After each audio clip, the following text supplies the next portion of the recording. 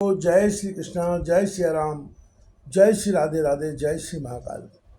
इस प्रवचन में आपको श्रवण कराएंगे भगवान के मत्स्य अवतार की कथा। राजा परीक्षित ने पूछा, भगवान के कर्म बड़े अद्भुत हैं। उन्होंने एक बार अपनी योग माया से मत्स्य अवतार धारण करके बड़ी सुंदर लीला की थी। मैं उनके उसी आदि अवतार की कथा सुनना चाहता हूँ। भगवान मत्स्य योनि एक तो यों ही लोक निंदित है, दूसरे तमोगुणी और असह्य परतंत्रता से युक्त हुई है। सर्वशक्तिमान होने पर भी भगवान ने कर्म बंधन में बंधे हुए जीव की तरह यह मत्स्य का रूप क्यों धारण किया? भगवान महात्माओं के कीर्तनीय भगवान का चरित्र समस्त प्राणियों को सुख देने वाला है। आप कृपा करके उनकी वह सब लीला हमारे सामने पूर्ण रूप से वर्णन कीजिए। सूत जी कहते हैं, शौनकादि ऋषियों जब राजा परीक्षित ने भगवान श्री सुखदेव जी से यह प्रश्न किया, तब उन्होंने विष्णु भगवान का वह चरित्र जो उन्होंने मत्स्यावतार धारण करके किया था वर्णन किया। श्री सुखदेव जी कहते हैं, परीक्षित यह तो भगवान सबके एकमात्र प्रभु हैं, फिर भी वे गौ विप्र देवता साधु वेद धर्म और अर्थ की रक्षा के लिए शरीर धारण किया करते हैं। वे सर्वशक्तिमान प्रभु वायु की तरह नीचे ऊंचे छोटे बड़े सभी प्राणियों में अंतर्यामी रूप से लीला करते रहते हैं, परंतु उन प्राणियों के बुद्धिगत गुणों से वे छोटे बड़े या ऊंचे नीचे नहीं हो जाते, क्योंकि वे वास्तव में समस्त प्राकृतिक गुणों से रहित निर्गुण हैं। परीक्षित, पिछले कल्प के अंत में ब्रह्मा जी के सो जाने के कारण वराह नामक नैमित्तिक प्रलय हुआ था। उस समय भूरलोक आदि सारे लोक समुद्र में डूबे हुए थे। प्रलय काल आ जाने के कारण ब्रह्मा जी को नींद आ रही थी, वे सोना चाहते थे। उसी समय वेद उनके मुख से निकल पड़े और उनके साथ पास ही रहने वाले हयग्रीव नामक बलि दैत्य ने उन्हें योग बल से चुरा लिया। सर्वशक्तिमान भगवान श्री हरि ने दानवराज हयग्रीव की यह चेष्टा जान ली, इसलिए उन्होंने मत्स्य अवतार ग्रहण किया। परीक्षित, उस समय सत्यव्रत नाम के एक बड़े उदार और भगवत प्राण राजर्षि केवल जल पीकर तपस्या कर रहे थे। वही सत्यव्रत वर्तमान महाकल्प में विवस्वान सूर्य के पुत्र श्राद्ध देव के नाम से विख्यात हुए और उन्हें भगवान ने व्यवस्वत बनु बना दिया। एक दिन वे राजर्षि कुल माता नाला नदी में जल से तर्पण कर रहे थे। उसी समय उनकी अंजलि के जल में एक छोटी सी मछली आ गई। परीक्षित, द्रविड़ देश के राजा सत्यव्रत ने अपनी अंजलि में आई हुई मछली को जल के साथ ही फिर से नदी में डाल दिया। उस मछली ने बड़ी करुणा के साथ परम दयालु राजा सत्यव्रत से कहा, राजन, आप बड़े दीन दयालु हैं। आप जानते ही हैं कि जल में रहने वाले जंतु अपनी जाति वालों को खा डालते हैं। मैं उनके भय से अत्यंत व्याकुल हो रही हूँ। आप मुझे फिर इसी नदी के जल में क्यों छोड़ रहे हैं?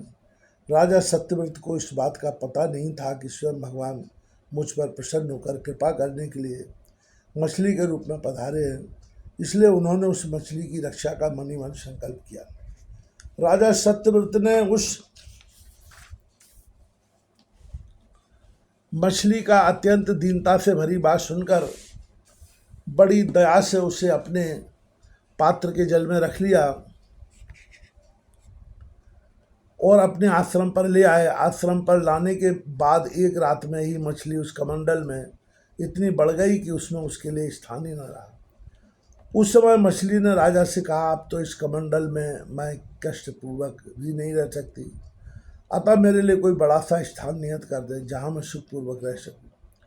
राजा सत्यव्रत ने मछली को कमंडल से निकालकर एक बहुत बड़े पानी के मटके में रख दिया, परंतु वहां डालने पर वह मछली 2 ही घड़ी में 3 हाथ बढ़ गई। फिर उसने राजा सत्यव्रत से कहा, राजन, अब यह मटका भी मेरे लिए पर्याप्त नहीं है, इसमें मैं सुखपूर्वक नहीं रह सकती। मैं तुम्हारी शरण में हूँ, इसलिए मेरे रहने कोई बड़ा सा स्थान मुझे दो। परीक्षित, सत्यव्रत ने वहां से उस मछली को उठाकर एक सरोवर में डाल दिया, परंतु वह थोड़ी देर में इतनी बढ़ गई कि उसने एक महामत्स्य का रूप धारण कर लिया। उस सरोवर के जल को घेर लिया और कहा, राजन मैं जलचर प्राणी हूँ, सरोवर का जल भी मेरे सुखपूर्वक रहने के लिए पर्याप्त नहीं है, इसलिए आप मेरी रक्षा कीजिए और मुझसे किसी अगाध सरोवर में रख दीजिए।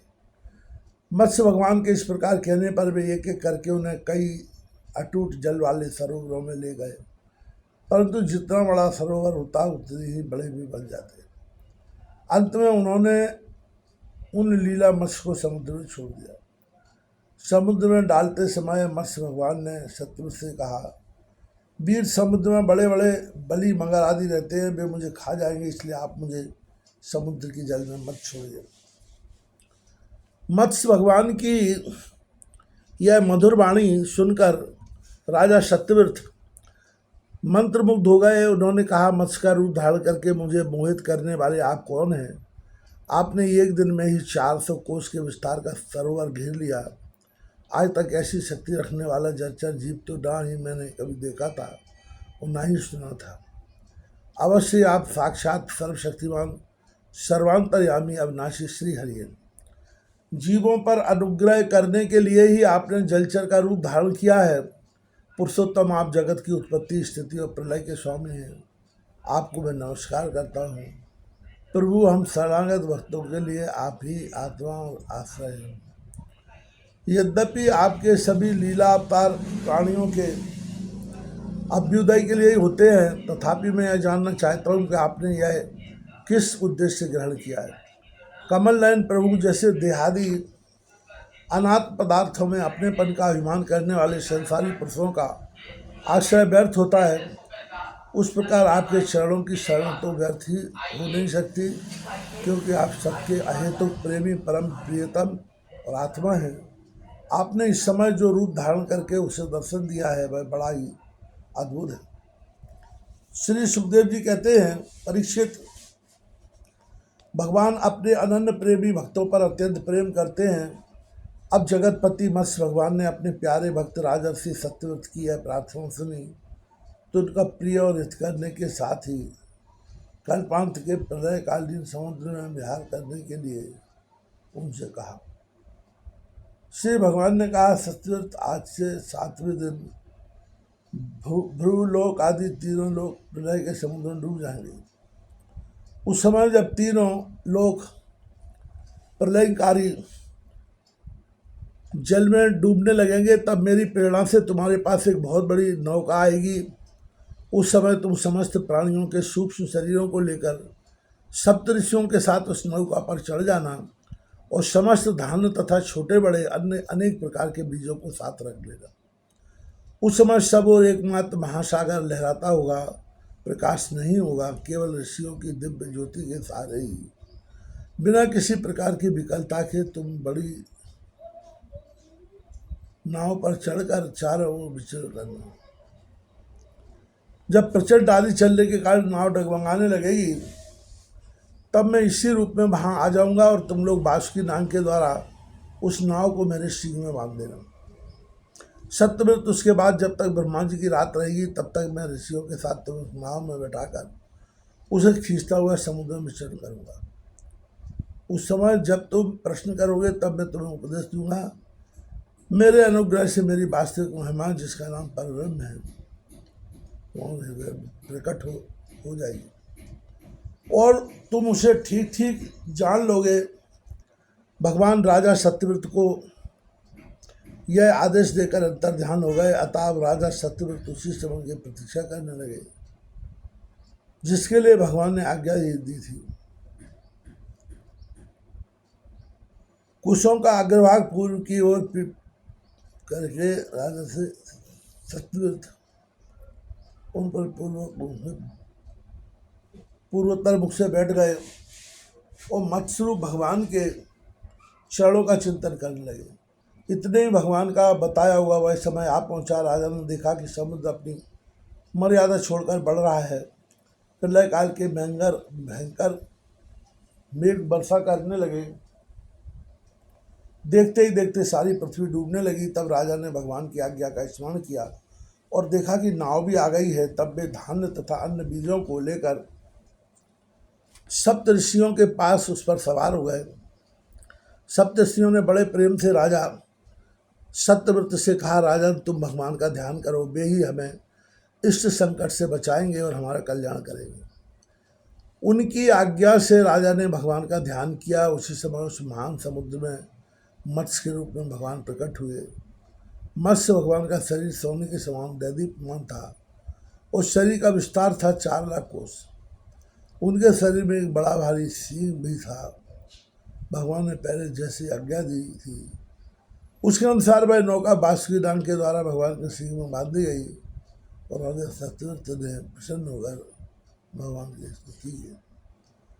राजा सत्यव्रत ने कहा, प्रभु संसार के जीवों का आत्मज्ञान आदि अनादि अविद्या से ढक गया है।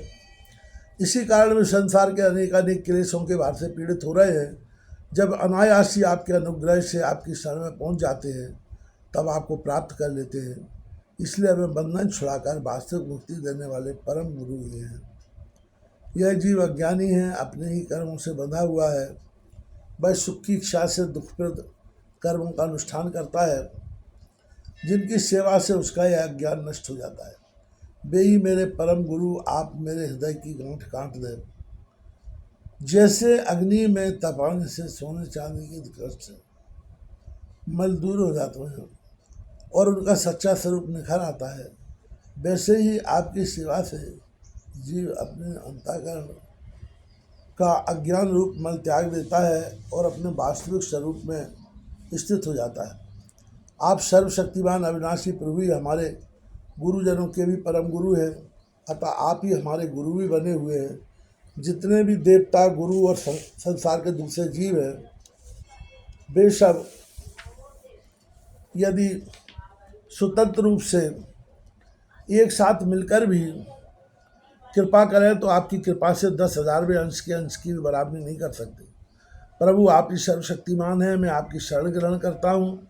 जैसे कोई अंधा अंधे को ही अपना पथ प्रदर्शक बना ले, वैसे ही अज्ञानी जीव अज्ञान को ही अपना गुरु बनाते हैं। आप सूर्य के समान स्वयं प्रकाश और समस्त इंद्रियों के प्रेरक हैं। हम आत्म तत्व के जिज्ञासी आपको ही गुरु के रूप में वर्ण करते हैं। अज्ञानी मनुष्य अज्ञानियों को जिस ज्ञान का उपदेश करता है वह तो अज्ञान ही है।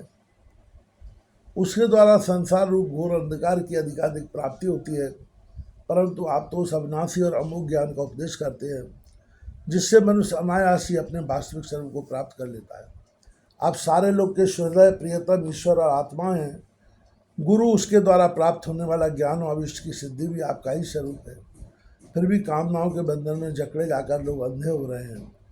उन्हें इस बात का पता ही नहीं है कि आप उनके हृदय में विराजमान हैं। आप देवताओं में भी आराध्य देव हैं, परम पूजनीय परमेश्वर हैं। मैं आपसे ज्ञान प्राप्त करने के लिए आपकी शरण में आया हूँ। भगवान आप परमात्मा को प्रकाशित करने वाली वाणी के द्वारा मेरी हृदय की ग्रंथि काट डालिए और अपने स्वरूप को प्रकाशित कीजिएगा। श्री सुखदेव जी कहते हैं कि परीक्षित, जब राजा सत्यव्रत ने इस प्रकार प्रार्थना की तब मत्स्य रूपधारी पुरुषोत्तम भगवान ने प्रलय के समुद्र में विहार करते हुए उन्हें आत्म तत्व का उपदेश किया। भगवान ने राजर्षि सत्यव्रत को अपने स्वरूप के संपूर्ण रहस्य का वर्णन करते हुए ज्ञान, भक्ति और कर्मयोग से परिपूर्ण दिव्य पुराण का उपदेश किया, जिसको मत्स्य पुराण कहते हैं। सत्यव्रत ने ऋषियों के साथ नाव में बैठे हुए ही संदेह रहित होकर भगवान के द्वारा उपदेश सनातन ब्रह्म स्वरूप आत्म तत्व का श्रवण किया। इसके बाद जब पिछले प्रलय का अंत हो गया और ब्रह्मा जी की नींद टूटी, तब भगवान ने हयग्रीव असुर को मारकर उसके वेद और छीन लिए और ब्रह्मा जी को दे दिए। भगवान की कृपा से राजा सत्यव्रत ज्ञान और विज्ञान से संयुक्त होकर व्यवस्थित बने हुए। अपने योग माया से मत्स्य रूप धारण करने वाले भगवान विष्णु और राजा श्री सत्यव्रत का यह संवाद श्रेष्ठ आख्यान सुनकर मनुष्य सब प्रकार के पापों से मुक्त हो जाता है। जो मनुष्य भगवान के सप्ताह का प्रतिदिन कीर्तन करता है उसके सारे संकल्प सिद्ध हो जाते हैं। और उसे परम रुचि प्राप्त होती है।